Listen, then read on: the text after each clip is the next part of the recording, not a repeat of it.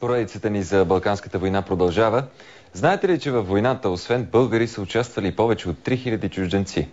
Още с обявяването й, в редовете на българската армия започват да се записват чужденци, много от които влизат като доброволци. Тогава числеността на българската армия е 650 000 души. Какво разказват днес документите на Държавната агенция архиви? Вижте от Петя Тетевенска.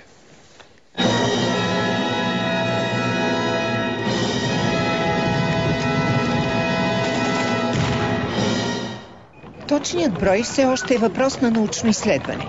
Рамо до рамо с българите се бият чужденци. Част от тях участват на принципа на Френския чуждестранен легион. Най-често те са със специални умения. Летци, механици, телеграфисти.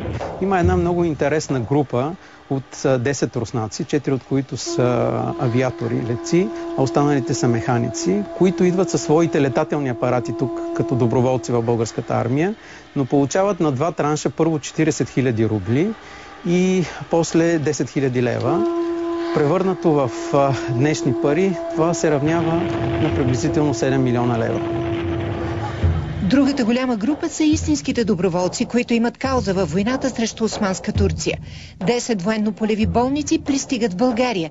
Най-много са руснаците, но имат дори африканци. В българските части под Одрин има доброволческа мисия на египетския червен полумесец, която се грижи за ранените български войници. Най-вълнуващи остават личните истории. За България загива като доброволец синът на големия художник Иван Мърквичка. Доброволец е един от основателите на прочутото дружество Юнак и на българския спорт – швейцарецът Луи Айер. Твърди се, че той е донесъл нас първите боксови ръкавици. Войната го намира в Русе като учител по физкултура. Документите много картинно описват как той е сложил една маса на центъра на града и започна да записва доброволци. Успява да събере около 250 доброволци българи.